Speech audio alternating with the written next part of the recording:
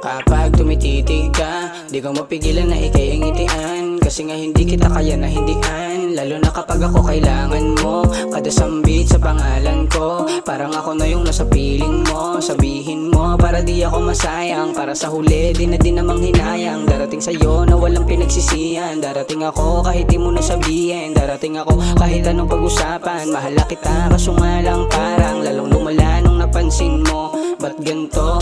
Ewan ko, sabihin mo anong meron dyan. Sa puso mo ba ako yung nandyan? Yeah. Sabihin mo kung anong nilalaman, para wala na sa ating masaktan.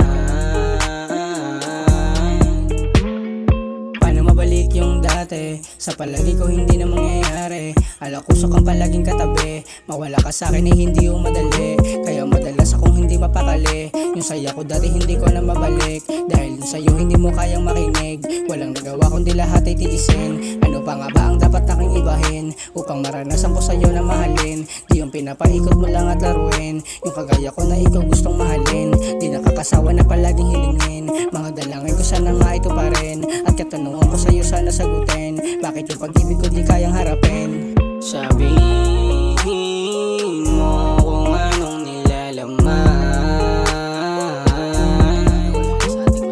para wala na sa ating masaktan.